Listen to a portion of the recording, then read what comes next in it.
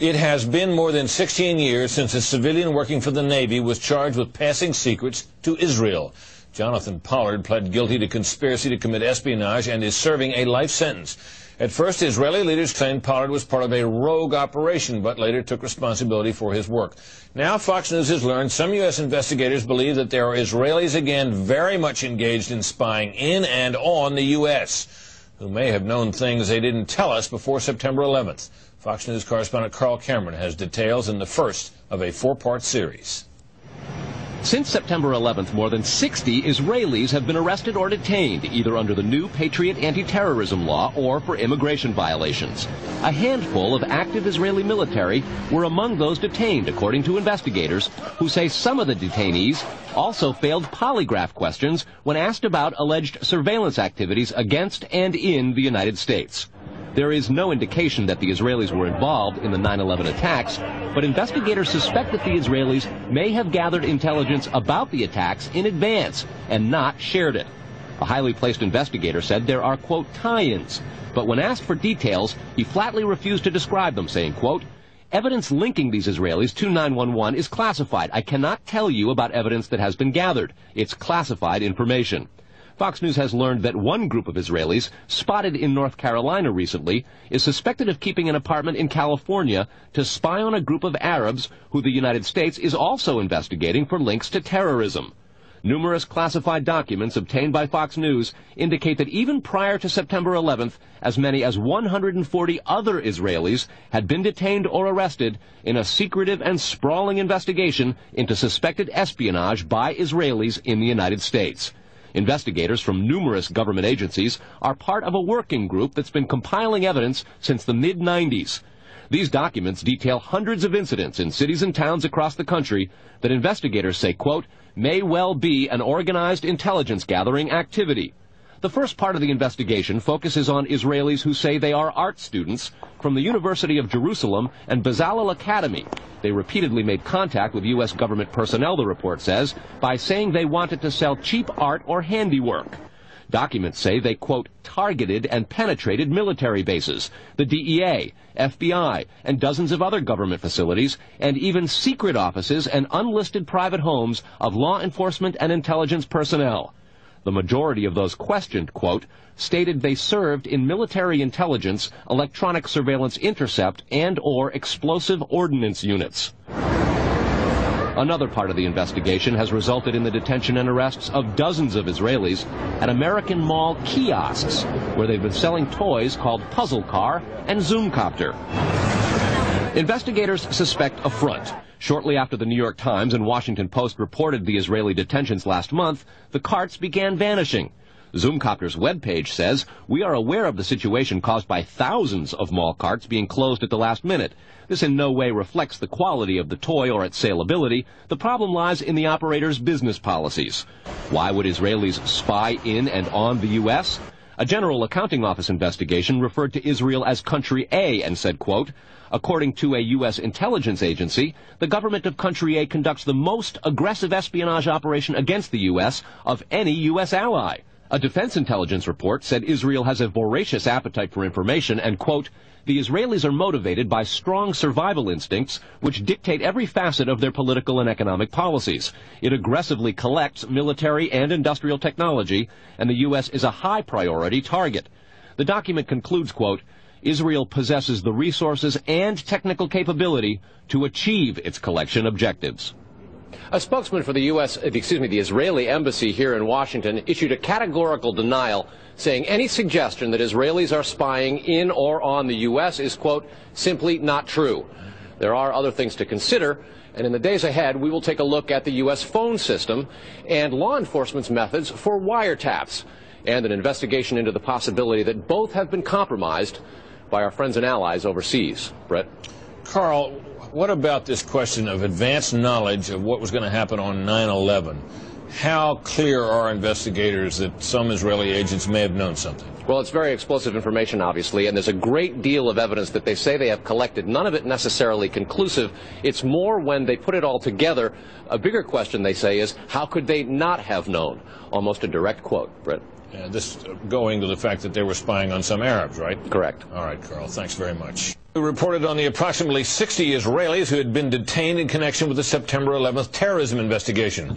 Carl Cameron reported that U.S. investigators suspect that some of these Israelis were spying on Arabs in this country and may have turned up information on the planned terrorist attacks back in September that was not passed on. Tonight, in the second of 4 reports on spying by Israelis in the U.S., we learn about an Israeli-based private communications company for whom a half dozen of those 60 detained suspects worked. American investigators fear information generated by this firm may have fallen into the wrong hands and had the effect of impeding the September 11th terror inquiry. Here's Carl Cameron's second report. Fox News has learned that some American terrorism investigators fear certain suspects in the September 11th attacks may have managed to stay ahead of them by knowing who and when investigators are calling on the telephone. How? By obtaining and analyzing data that's generated every time someone in the U.S. makes a phone call. One sitting and stay, please. Here's how the system works. Most directory assistance calls and virtually all call records and billing in the U.S. are done for the phone companies by Amdocs Limited, an Israeli-based private telecommunications company. Amdocs has contracts with the 25 biggest phone companies in America and more worldwide. The White House and other secure government phone lines are protected, but it is virtually impossible to make a call on normal phones without generating an Amdocs record of it. In recent years, the FBI and other government agencies have investigated Amdocs more than once. The firm has repeatedly and adamantly denied any security breaches or wrongdoing. But sources tell Fox News that in 1999, the super-secret National Security Agency, headquartered in northern Maryland, issued what's called a top-secret, sensitive, compartmentalized information report, TSSCI, warning that records of calls in the United States were getting into foreign hands, in Israel in particular. Investigators do not believe calls are being listened to, but the data about who's calling whom and when is plenty valuable in itself. An internal Amdocs memo to senior company executives suggests just how Amdocs-generated call records could be used. Quote, widespread data mining techniques and algorithms, combining both the properties of the customer, like credit rating, and properties of the specific behavior such as whom the customers are calling.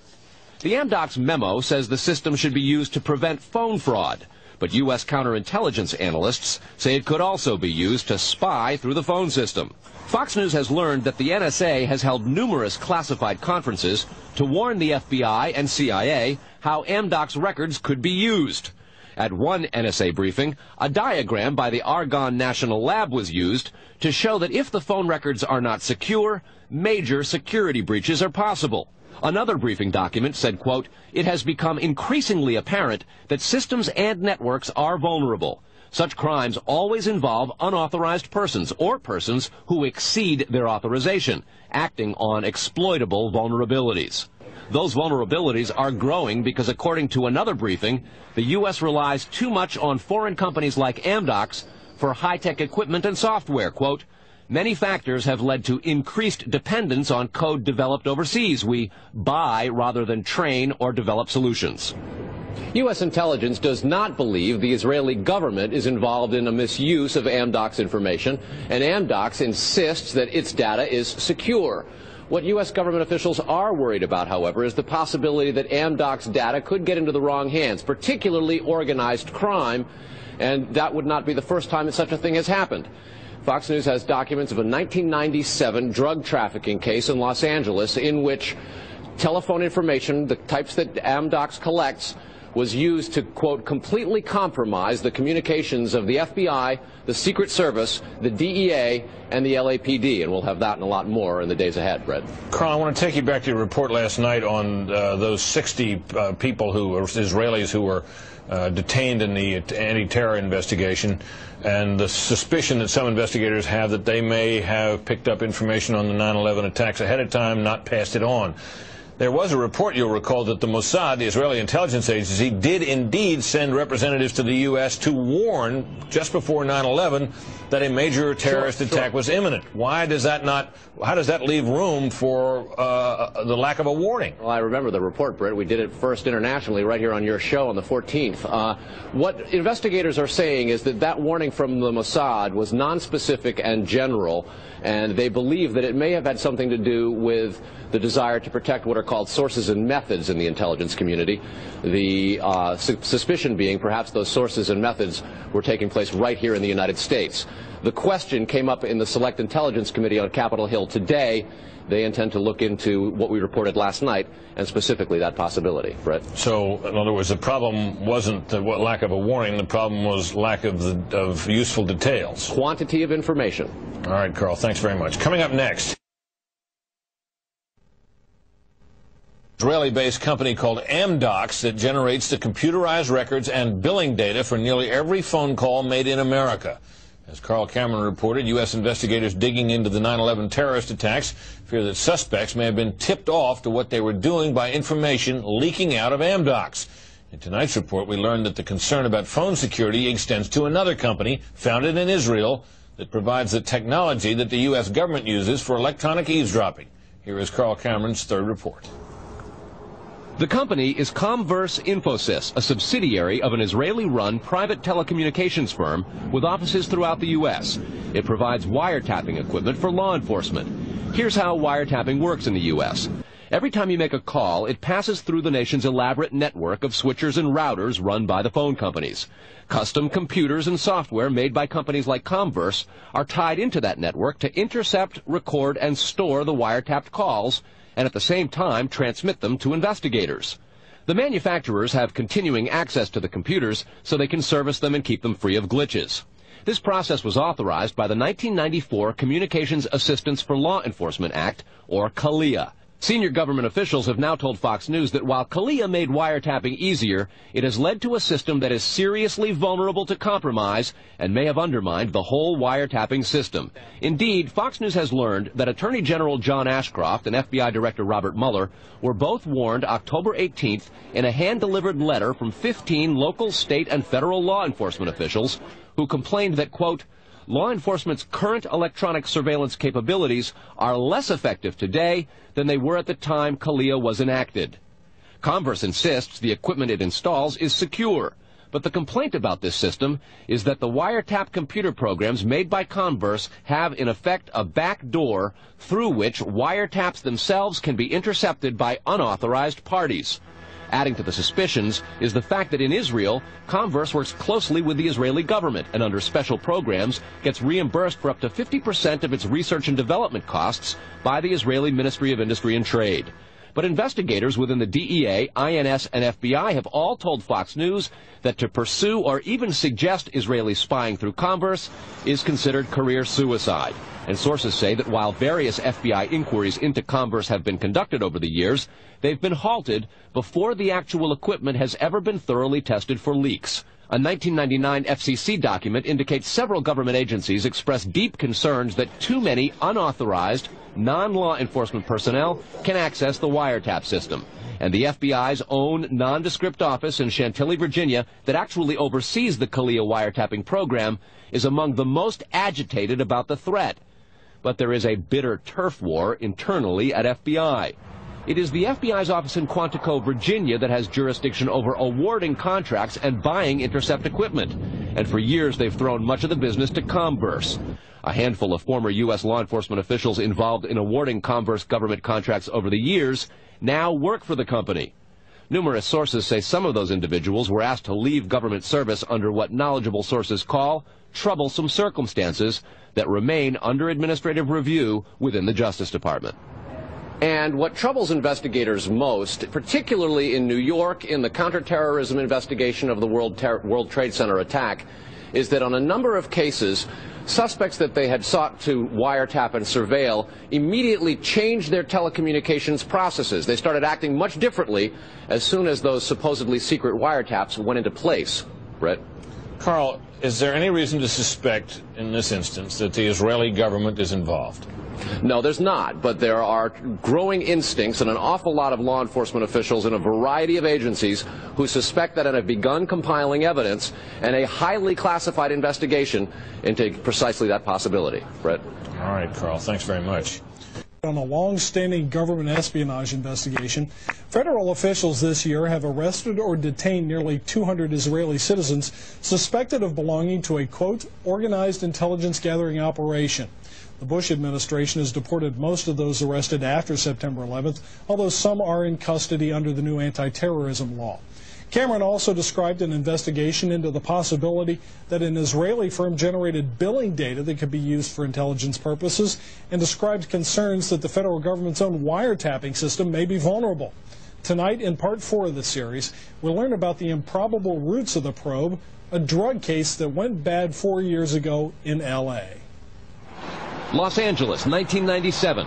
A major local, state, and federal drug investigation sours. The suspects? Israeli organized crime, with operations in New York, Miami, Las Vegas, Canada, Israel, and Egypt. The allegations? Cocaine and ecstasy trafficking and sophisticated white-collar credit card and computer fraud. The problem?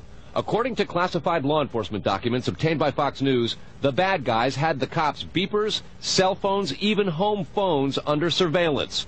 Some who did get caught admitted to having hundreds of numbers and using them to avoid arrest. Quote, this compromised law enforcement communications between LAPD detectives and other assigned law enforcement officers working various aspects of the case.